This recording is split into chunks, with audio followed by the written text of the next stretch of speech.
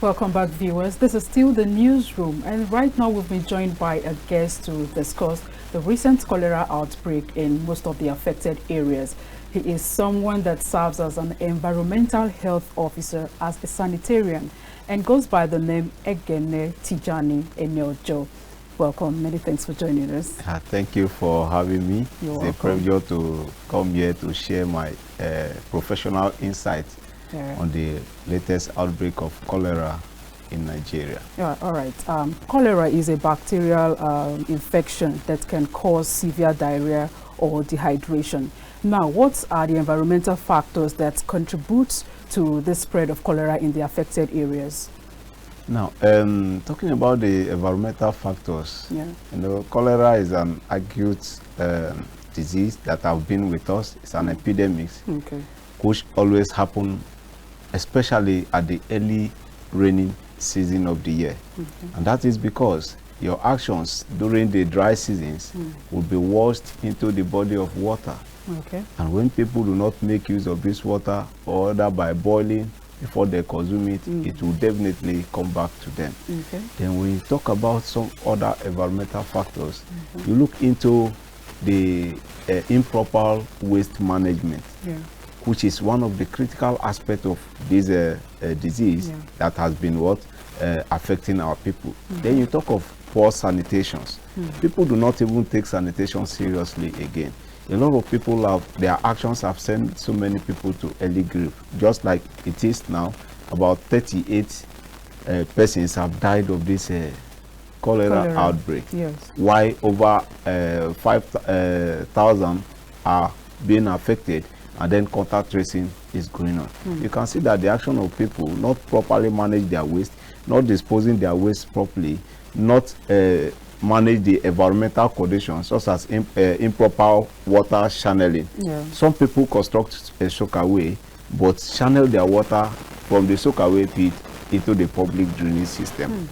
Some people do not even have a toilet, therefore practicing what we call open defecation. Some of these are environmental factors that contribute to the increase of this disease whenever it comes.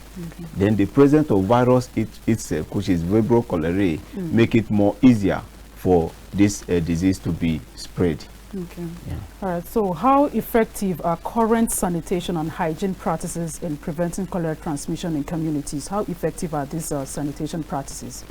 Yes, in almost every area of this country, there are sanitation issues. And because of some certain factors, which is maybe people do not come to orientate them or advocate for cleanliness, a lot of people play a deaf ear when it comes to sanitation. When they practice this sanitation effectively by doing what is right, you will see that it will improve our health. One of the things that environment will give back to you is whatever you give it to him, environment will return to you. That's true. And then sometimes this cholera is very, very active whenever there is this poor sanitation and people do not take care of the environment. So cleanliness is next to godliness. So since people are not taking the environment clean the environment, it will automatically come back to them. So sanitation is not that effective because people are careless about taking preventive medicine seriously. And then whatever you do, it comes back to you.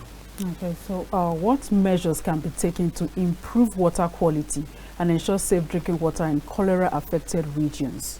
The measure that has to be taken is one, to enlighten the public on the need to take the water sampling and testing very seriously. Then make use of water from the source that is clean or treated before you make use of it. A lot of people drink water from whenever they see the water. So government should also try as much as they can to provide this water to the community so that people do not dwell on the use of water from any other sources. Now, how can community awareness and education programs be enhanced to promote hygiene practices that prevent cholera outbreaks?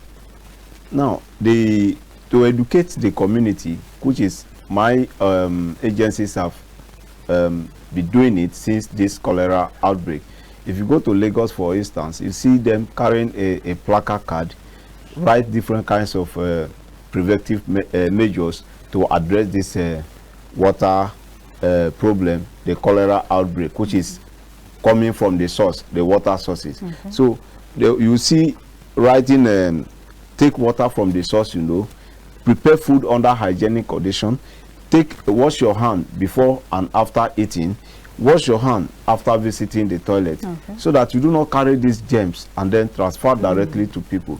This germ it may be with you, but because you do not wash yourself properly, you may have a handshake with somebody, the person directly have it, and this same person use this hand to buy fruits like garden egg.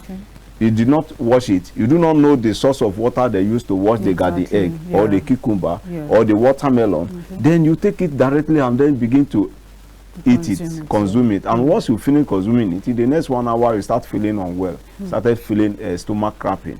These are some of the things that affect the people. And then there must be proper and thorough education. By enlightening the public, they already know the implications of this, and then take it seriously.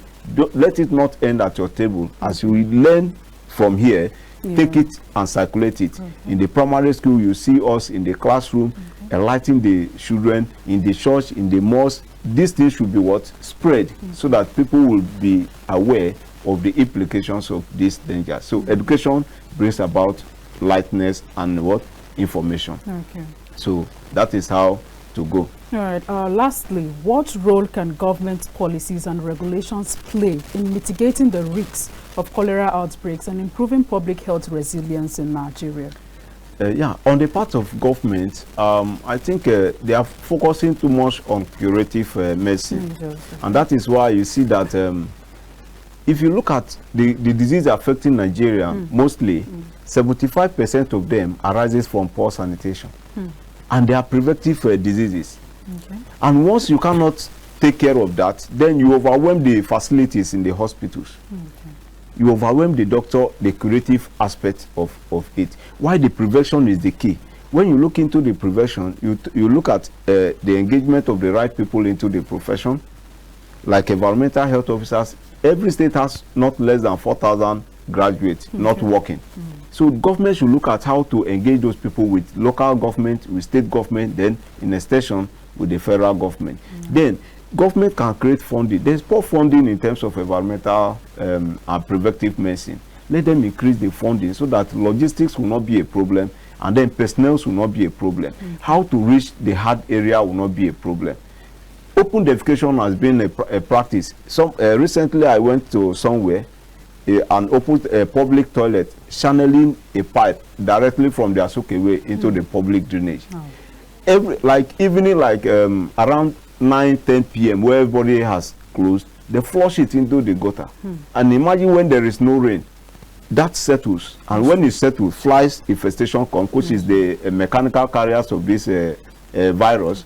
The cockroach enter there, rats go there, pick it, come back and walk on the table or walk around your kitchens, spread these viruses within the environment. And you mistakenly, after preparing your food, you come and sit, you want to enjoy yourself, and fly will come. You go to some places, they don't even care that flies carry some germs on their body.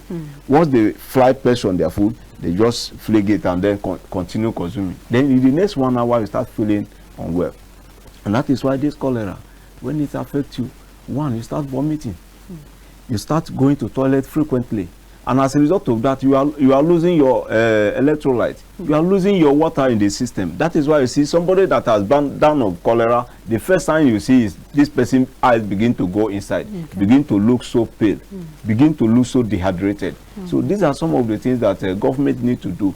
Let them take preventive medicine so seriously and engage the right people to carry out the functions. All right, thank you so much, Egene Tijani Eneojo. Hope I didn't bother your name. Thank you. Sanitarian and a health officer from the environmental sector. Thank you so much for the insights you shared concerning this cholera outbreak. Thank you for having me. Thank you so much.